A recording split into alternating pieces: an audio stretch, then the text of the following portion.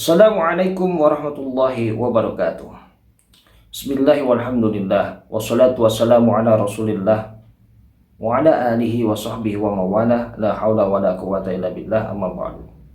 Kaum muslimin yang dirahmati Allah subhanahu wa ta'ala, realitas yang perlu dipahami oleh kaum muslimin ialah bahwa otoritas kerajaan Saudi Arabia yang pada masa kini memegang kendali atas kota Madinah telah menempatkan Masjid Nabawi sebagai pusat penyebaran doktrin yang berlandaskan pemikiran Wahabi.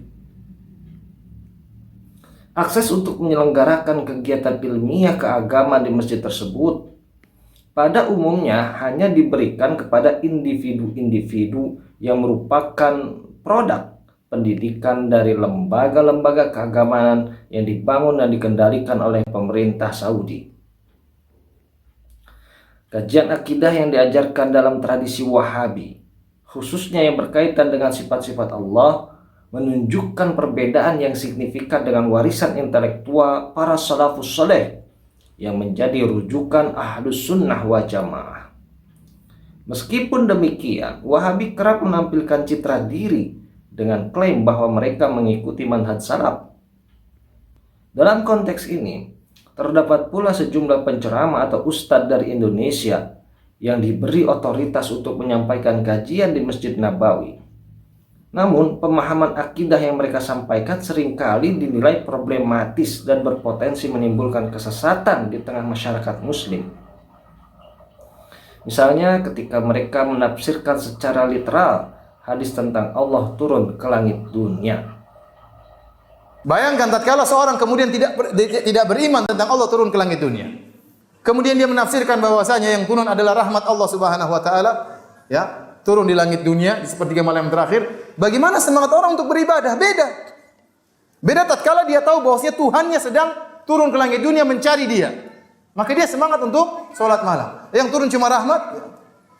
Itu pun gantung di langit, dia turun kepada saya.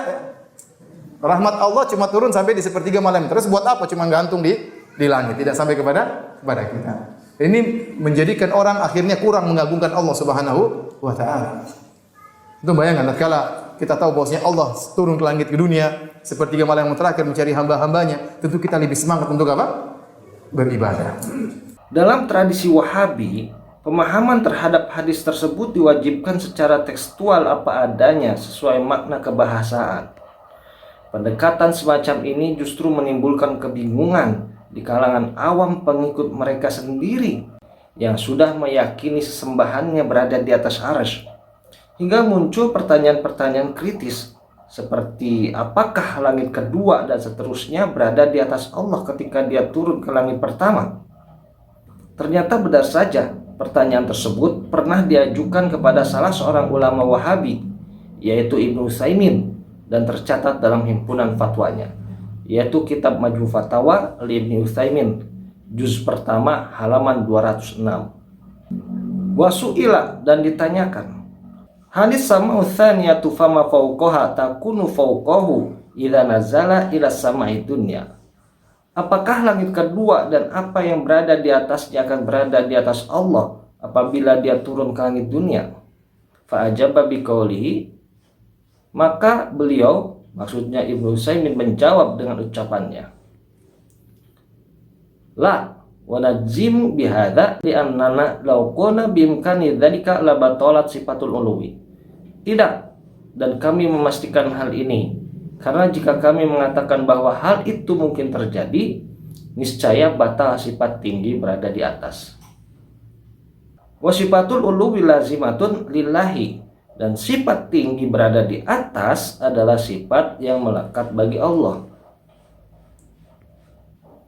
Wahya sifatun dzatiyatun la tantafi anillahi, dan yang merupakan sifat zatiyah yang tidak mungkin terlepas dari Allah.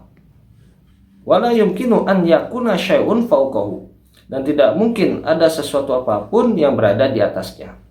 Jawaban yang diberikan oleh Ibnu Utsaimin menunjukkan kerumitan tersendiri. Ia menyatakan bahwa Allah memang turun, tapi tetap berada di atas arsy dengan alasan bahwa tidak boleh Allah berada di bawah makhluknya. Argumentasi semacam ini menimbulkan kontradiksi internal. Secara bahasa, sesuatu yang tetap berada di atas tidak dapat dikatakan turun, melainkan tetap di tempat. Dalam bahasa Arab dikatakan dengan lafaz sukun, dari sakana yaskunu sukunan, yang artinya diam di tempat. Dengan demikian, doktrin Wahabi dalam hal ini tampak tidak konsisten. Di satu sisi, mereka mewajibkan pemaknaan teks sesuai dengan makna kebahasaan yang lahiriah yang diketahui di dalam bahasa. Namun di sisi lain, pada kasus turunnya Allah, mereka justru menolak makna kebahasaan tersebut dan mengalihkannya kepada makna tetap di tempat atau diam di tempat. Ketidakselarasan ini menunjukkan adanya kontradiksi metodologis dalam sistem pemikiran Wahabi yang berimplikasi pada kekacauan konseptual serta potensi penyesatan umat. Adapun para ulama Ahlus Sunnah wal Jamaah menempuh dua jalan. Pertama, tafwid makna. Kedua, takwil. Tafwid makna atau menyerahkan maknanya kepada Allah adalah jalan yang ditempuh mayoritas ulama salaf. Sedangkan metode takwil ditempuh mayoritas ulama khalaf, yaitu dengan takwil yang turun adalah perintahnya atau para malaikatnya, sebagaimana yang dikatakan Imam Nawawi di dalam kitab Syarah Sahih Muslim. Demikian yang bisa saya sampaikan. Mudah-mudahan jadi ilmu yang bermanfaat. Allahu a'lam bishawab. Wassalamualaikum warahmatullahi wabarakatuh.